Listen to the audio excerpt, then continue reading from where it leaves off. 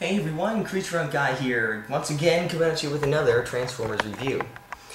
And today, I hit 10 videos, so let's celebrate with someone that is very close to my heart. One of my most favorite Transformers ever, and certainly my most favorite Decepticon, G1 Soundwave. Oh yes, folks and friends, this is G1 Soundwave, and he is the best.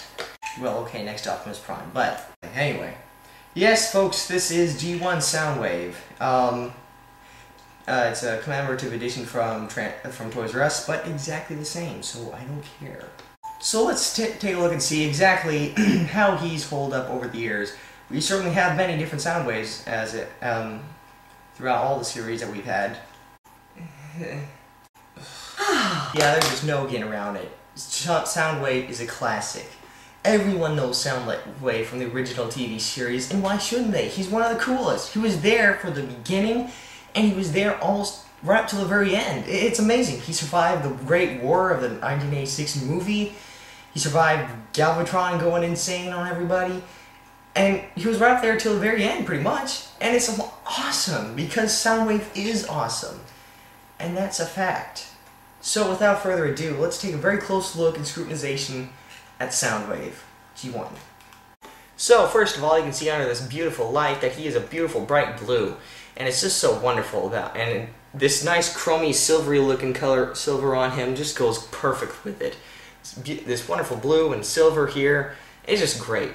Also up here, this cannon thingy bob comes off, and I'm not really sure what it's for other than just to make him look cool, but it goes on there anyway. His other thing is this cool gun that starts off looking exactly like the cannon, and also I think is supposed to shoot these missiles. Maybe at one time it did, but it just kind of, it's really hard. Very temperamental little deal. You can look up here, it snaps down to that, and that is the trigger. It's, gotta admit, Hasbro learned their lesson after a while. I don't, God, it does fire, I think. I don't know if it's what it's meant to do. It's just meant there to make it look like a gun and not like a battery, which is what it is. Other than that, he's got these neat metal feet, which, not really, telling me, when was the last time you saw metal on a toy? And other metal bits here and there, and overall, pretty cool. As you can see, he's a bit wobbly, but that's just the way they were made back then.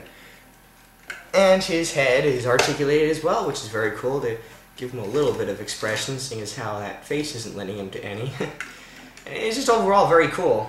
As far as the articulation goes, you can move his. I'm surprised at how much he can actually move for an old school toy. You can move his shoulders. Put that down. You can move his elbows, which is like he's jogging. You can move his. Well, he can't move his hands, and like I said, he can move his head, and he can also have backward knees, which really looks painful. and talk about a classic face sculpt. That was the Transformers from the 80s. I mean, nothing too spectacular, but it's undoubtedly and indefinitely Soundwave. You know, one of the cool things that really gets me about this guy is all the different features he's got. I mean, this thing, which I'm not really sure what it's for, just kind of loosens it up a bit so he can take it out. Yay. And he's got this neat little compartment in the back where the batteries will store later, and that's where you fit two other of these things. And then it just goes right in here. Plus, it can also stick on your belt too, as a tape deck, and this thing, I don't know what it's for, but it looks cool. And this thing opens up for the tapes, and you can stick, and it's just. Yeah, I love it. I really love this guy. He's just got all kinds of gimmicks, but they're not lame like some of them have become over the years. So this guy is definitely a toy, but he's also very fun just to have. I just love him. But now, take a look at this alt mode. You know, I can only imagine what kids nowadays would think if they actually saw one of these things. Personally, I can't remember the last time I saw a tape deck. I mean, what were those out of style? Well, the 80s? I don't know, but anyway, that is exactly what this guy transforms into, and so of course that dates him just a bit, but still, he just looks awesome. If you know what a tape deck is, then this is just excellent, perfect disguise, And I just love it. It's just a nice little package, but he looks fairly like a tape deck. It's amazing. He really does. And he clips on your belt. I mean, how cool is that? The weapon and that cannon dealio that went on top of him sticks in the back here, but unfortunately you don't have any room for whatever the heck these things are, these missiles or whatever. But overall, this is just awesome. Oh, by the way, you got the rub sign on here. Well, what do you know? Soundwave, one of the most popular Decepticons of all time, really is a Decepticon. But in all seriousness, I really do love this guy. I mean, he came with decals. I forgot to stick the decals on. Now I can't find them. But without the decals, he just looks awesome. I mean, just love it. Nice big old purple in Decepticon insignia. None of that black or golden insignia junk. This is purple. But I mean, this guy is just so very cool. I really do love him. I know I'm repeating myself and going on and on and on. But like I said, Soundwave is one of my most favorite guys. That's why I'm doing him for video number 10. And really, he should be your favorite too. I urge you to get one of these.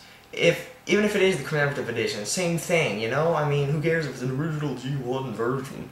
It's still G1 Soundwave, and it still just gives you the idea of what it was, and it's just awesome. I love it. So, but what would Soundwave be without his small army of cassettes? And while I don't have all the cassettes, I do have the two that this one came with. Two of the most popular ever, Ravage and Laserbeak. So real quickly now, let's take a look at these two guys. So let's first start off with Ravage, probably one of the best known ones and most used of the TV show. This is not Ravage, this is Laserbeak. So let's start off with him. And as our little G1 guys are wont to be, he is very small and very, you know, not very overwhelming, but still he works. He's a little robotic buzzard with guns on his back. I mean, you gotta love that. Of all the little mini cassettes, I gotta say that this one is one of my most favorite. The other being Ravage, which this set totally worked for me. I really do wish I had Overkill, which is my third favorite, but, you know, what can you do? But, you know, I just love this little guy. He really works, and really does great. As for his alt mode, and there you have it, a little tiny tape. And on the back, of course, you have the rub sign, which is, once again, a Decepticon. Also, another feature I have not here with me right now, but these guys did come with neat little tape holders, which are cool, but, you know, there you go. Now, putting them off to the side, let's take a look at my other favorite, Ravage. Now, I find Ravage a bit harder to stand up than Laserbeak, but surprisingly, he is extremely posable with these 4 legs and all, and it's amazing how they were able to engineer this guy to be able to have all 4 limbs posable, plus his knees and his wrists, and it just looks great, and it's undeniably Ravage, and it's awesome. I just love him with these little back guns and everything, and he just looks great. And everyone knows Ravage, the faithful, loyal Puma dog thing. He's just so great. He's a classic character, as is Soundwave and as is Laserbeak. They're sitting at his food bowl, chasing after a ball of yarn, and being best in show. And as for his alt mode, it's of course another little black cassette, and it's funny, it also says Japan right there. Little homage. And what's weird is that it points onto little bits of Soundwave right there, if you can see very closely, which is strange, but you know. On the back you got the rub sign, and oh no, he's a Decepticon. So let's see how they go together with their big buddy Soundwave. So the ultimate and best gimmick I think I've ever heard of. These tape cassette formers going into a bigger tape deck. Let's see exactly how that works. So you got Soundwave, you pop his little button open, you take Ravage here, and you slide him right in. There we go. This is adorable. In all seriousness, I love this guy. I love the whole gimmicky thing. And they also make another one that 2 can fit in, and I don't think this is the one because... What do you know? I lied. Yes, as tape decks are wont to be, you can fit 2 little tapes in there, and it just works just fine. So a toy that is not only awesome, but comes with 2 other smaller toys that transform and also self-stores. I'm thinking I got my money's worth.